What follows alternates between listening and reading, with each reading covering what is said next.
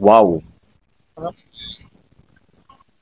Nananambunot ba? Hindi. Wala raw sa bunot, sabi ng customer natin, no? Ng model natin pala.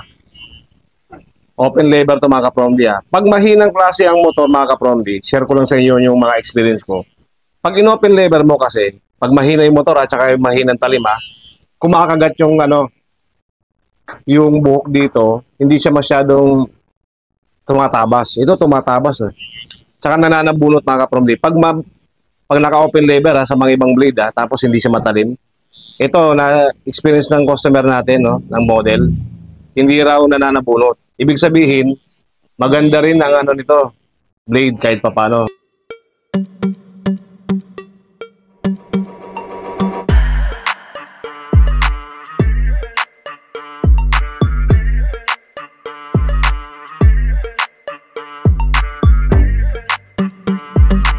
Yun mga kapromdi, no? Share ko lang ulit ang actual test performance natin ng ZSC model F52. Ayan, no? ZSZ. Ayan. Actual test performance. Abangan nyo mga kapromdi, no? Test natin to. Buksan ulit natin. Game. Wala pa tong oil pero lagyan ko muna ng oil kasi mamaya matigas eh. Ngayon, nalagyan ko na siya mga kapromdi ng oil, no? Blade oil, para medyo smooth. Pero hindi pa siya naka-zero gap. Hindi ko pa ginagalaw ang settings nito. Pero, susubukan muna natin siya. Igupit as is. Walang galaw-galaw sa kanyang unit, no? Oil lang ang nilagyan natin. Try natin to. Ayun, no? Malakas. Tsaka tahimik, parang senior talaga. Game tayo mga kapromdi. So, test natin to, actual test performance natin. Dahil ito, hindi na natin ibabal. Medyo maiksi pa naman siya eh. Susubukan natin siyang i-open na muna. Open lever, yan o. Open lever, full open lever, no? Tatry natin dito.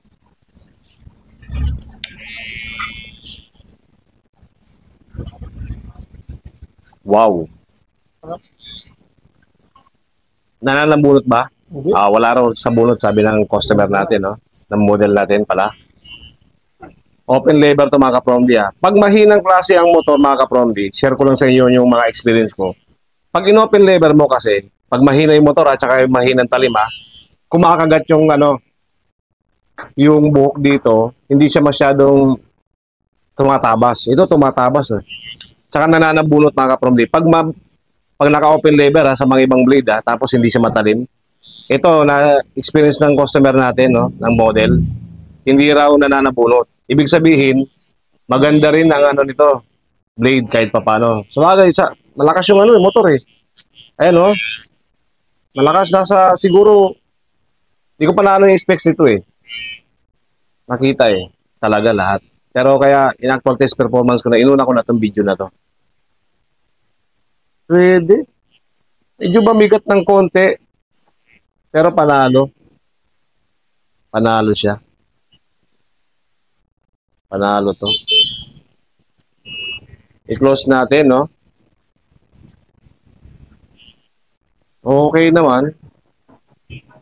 Okay siya. So, gagamitin natin siya. Okay dito sa open, gamitin natin ng clipper guard. So, gagamitan natin ng clipper guard. Ganyan manipis pa to. 1.5. Open muna natin ulit. Kung okay din yung open. Kasi wala tayong problema sa close eh. Matalim na yung matalas na yung open lever eh. Tingnan natin na may guard. Okay. Suwabe, mga kapromdi.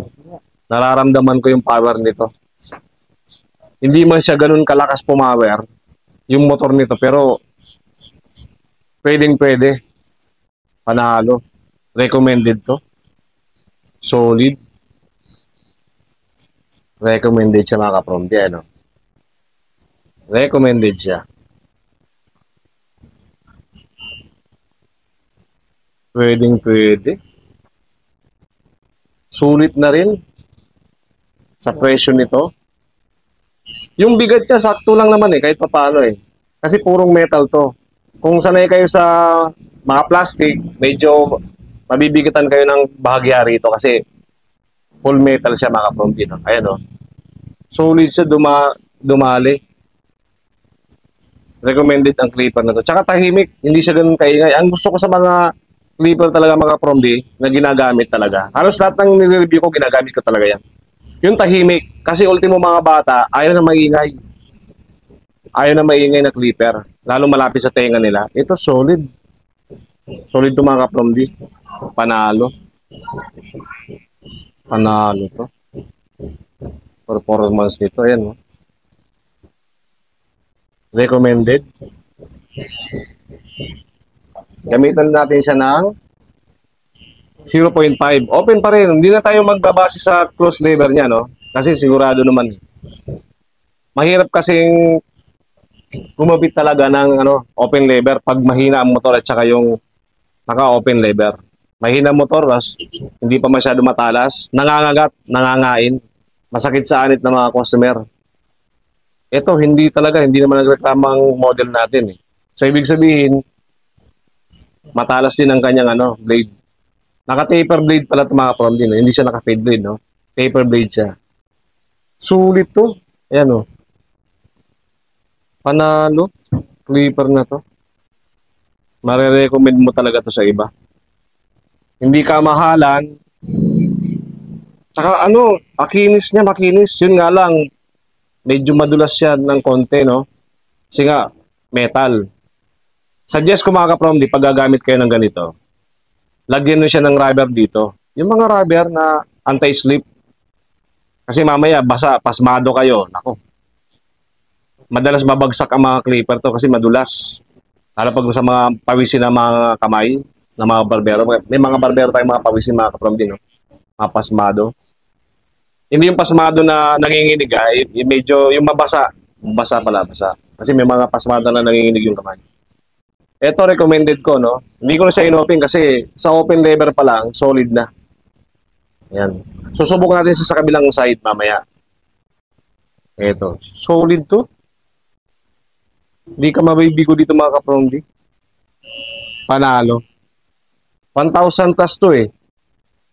Sa iba mahal din. Pero share ko sa inyo yung pinagbilan ko dito sa mga susunod. Sa mga magtatanong kung saan ko siya nabili. Kasi mahirap bumili talaga sa online pag hindi ka sanay talaga. Mabubudol ka nito. Makakabili ka sa iba, pero mahal. Ayan mga Promdi, no? So ito, dahil gumawa tayo ng guidelines kanina ng open lever, di ba? So ang gagawin natin, hindi ko natatanggalin yung 0.5, no? I-close na lang natin. Nasa inyo kung tingnan nyo kung okay na ba yung close o bahagya. Para sigurado tayo na hindi magkaroon ng panibagong guidelines. Huwag niyong isasagad ng todo. I-close, no? I-atras nyo ng bahagya para matanggal tong guidelines na ginawa natin kanina. Pero kung hindi matatanggal yung guidelines, ang gawin nyo mga Promdi, isagad nyo. I-close lever nyo talaga. Pero ito, dahil siyempre, tips ko sa inyo yun. Mamaya kasi, sinagad nyo agad. Yun pala, gagawa na lang sa panibagong guidelines, o di hahabulin nyo na naman yun. Di kagaya ganda nito, di ba? O kanina, gumawa tayo ng guidelines ng open lever. Ayan, no? Test lang ito mga Promdi, no?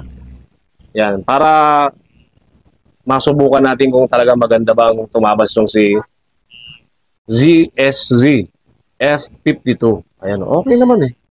Ayan, mga Promdi, tips ko rin pala, no? Pag maggugupit tayo, kailangan nating binabrush para makita natin yung mga dinadaanan ng ating clipper. Kasi yung mga buhok na natatanggal dito, dumidikit po yun sa mga anit. So pag naligo yung customer nyo, at hindi natin nakita yung mga dapat nating linisin na may mga dark spot pa pala, tapos may mga guhit-guhit, uka-uka. Nangyayari kasi mga Promdi, pag hindi natin binalikan at hindi natin binalas, may mga uka-uka yan. So pag binabrush nyo mga Promdi, technique to mawawala yung dark spot, mawawala yung mga linya na dapat nating tanggalin sa paggugupit. Tsagayin yung mga Promdi, no, balik-balikan nyo. Huwag kayong manginayang na balikan ng trabaho kasi sa pulidong trabaho, iilan lang po tayong marunong maging pulido, trumabaho. Mas marami ang barubal, mga Promdi. Real talk lang, no? Mas maraming barubal. Pero yung pagiging barubal na yon, napag-aaralan po yan, no? Kakapanood ng mga YouTube videos, ayan, paano maging pulido, paano nga ba naging malinis. Sa mga susunod na videos, i-share ko yung idea ko kung paano ko naging medyo malinis gumupit, naging pulido ng konti, at ina-enhance pa natin ng bahagya. Aral po tayo ng aral, mga Promdi, huwag tayo maghinayang Kahit ilang oras matapos yan, basta matapos mo ng maayos yung trabaho, pulido, naku, marami kang customer na mahahatak, lilipat sa barbershop mo o magiging customer mo. Kahit may kasama ka, kung yung kasama mo hindi pulido dumali, gumupit, lilipat sa'yo yung pag nakita mas pulido sa kabila. Okay. So mga from di ayun, no? Di ba? Solid. Solid talaga. Yung pinlover ko nga muna para sa yung mga dark spot ng kabagya. Kahit di nyo na guntingin eh. Pero kung makita nyo, pwede nyo guntingin. Pero test nyo lang to. So, doon tayo sa kabila. Kasi hindi natin na-test yung ano niya, no? Zero gap. Mga kaprom din, no? Sorry po ulit kanina sa video ko dahil hindi siya nakapokus kanina, mga kaprom din. No? Kasi mali yung settings ng video ko. Kasi first time ko pong gumamit ng iPhone na pang vlog, no? Ang settings kasi kanina, mga kaprom din, no? Naka cinematic HD 30 frame per second siya, mga kaprom. Naka cinematic. Ang napopokus po kanina, mga kaprom di, yung mukha ko, hindi dun sa ginagawa ko kanina. Nag-iiba pala ang focus niya. Pero kanina nga, no, bago matapos, umayos po yung focus niya. Ibig sabihin, nakita ko kasi kanina na ang focus pala minsan ni iPhone, pag malapit, nasa iyo. Pag hindi mo siya pinokus dito, yung ilalak, hindi siya magpo-focus dito. So, sinubukan ko ito, mga from din, no, na hindi siya cinematic, video lang, yun sinubukan ko, mga from D. Hindi siya naka-cinematic, ha, naka 4K lang siya, mga from D. Kaya makikita nyo, mga from D, ito yung daan niya. Ito, smooth naman ito, mga from D. Oh. Ito yung dinaanan nito, no? Para makita nyo lang, kasi kanina blurred talaga Yung kabilang side, medyo magandang pagkakakuha kasi pinabasa niya rin. Pag nagsasalita ako, minsan nakapokus sa akin, tapos pag gumugupit ako, nakapokus naman sa ginugupitan ko. Medyo iba po pala. Mahirap po kasi, mga from D, kasi ako lang po ang nagbibideo sa sarili ko, tsaka itong dalawa lang kami ng aking modelo. Yan, mga from D. Pero okay, panalo to, mga from D. Ang maganda rito talaga, hindi kayo mapapahiya dito sa clipper na to. Pero ayan ang daan niya, mga from D. Diba? Testing lang to, mga from D, ha. Testing lang, pero solid to, hindi ka mapapahiya dito. Pasensya na po ulit sa video quality na nangyari na medyo mali ang pagkakasettings ko. Sana po, mapatawad niyo ako sa pag-video ko nito. Hanggang sa muli, from the barber po. ZSC. So dito tayo, mga from din, no? Try natin subukan yung number 3. Ito, number 3, ha. Number 3. Number 3 guard, i-close natin. Kasi pag gumagamit talaga ako, mga from din ng number 3 guard, kino-close lever ko. Ito naman kasi malaking guard, number 3, no? Kalimitan ng ginagawa kong videos, tutorial, talaga number 3. Pero ito talaga, pwede namang ganito kakapal. Di pwede nang hindi number 3. Depende sa gupit. Pero susubukan kasi natin siya kung nasa mataas na guard ito. Pero pag tandaan nyo, mga kaprom, tips ko lang. Pag mataas na guard, gamitan nyo talaga ng close lever. Tips yun, ha. Pag mataas na guard, gamitan nyo ng close lever. Para sigurado tayo. Di ba? Okay, close lever tayo, ha. Tingnan natin. Nananabulot ba?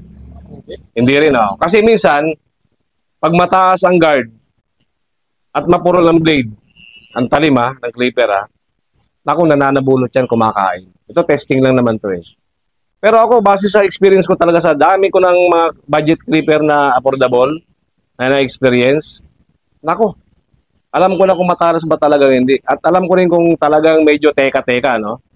Ito, feeling mo talaga, tsaka slim siya. Ayan, may LED pala siya dito.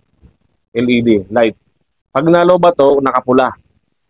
Pag nag-charge naman siya, nagbi-blink. Ito, mga from din, no? Ayun, no? Diba? Solid to, na clipper, mga kaprom din. Hindi ka mapapahiya dito. Pero ako, gustong-gusto ko sa mga clipper, mga kaprom din, no?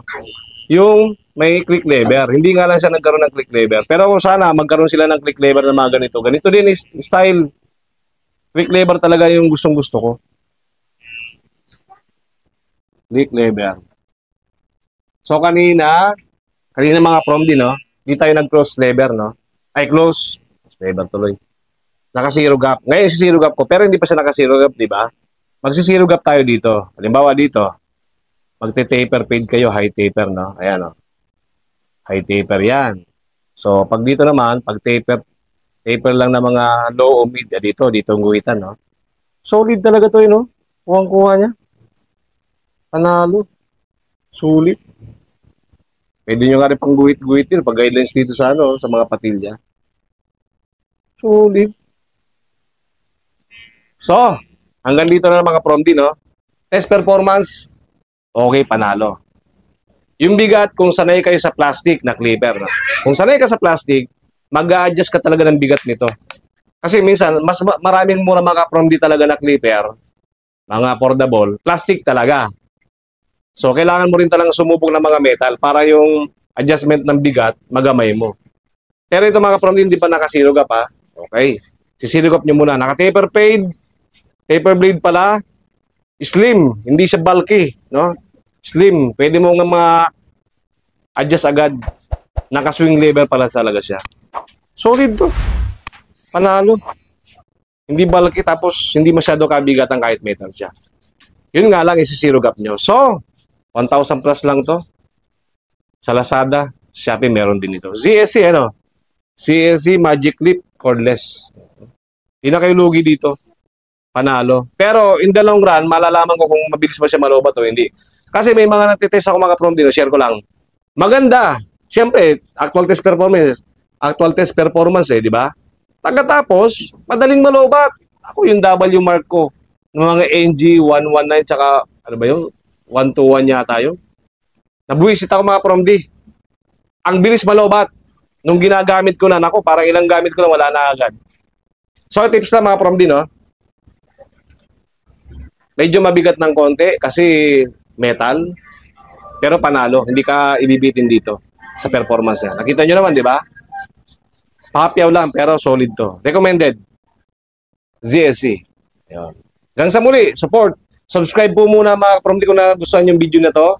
Paki-like and share po. At saka paki-click na rin po mga Promdi yung notification bell dyan para lagi po kayong updated sa mga susunod ko pang mga upload videos. Sana po yung makatulong sa iba, lalo sa mga kapwa natin mga barbero. Sa mga hindi pa nakapag-subscribe, please subscribe my YouTube channel. From the Barber po. Hanggang sa muli.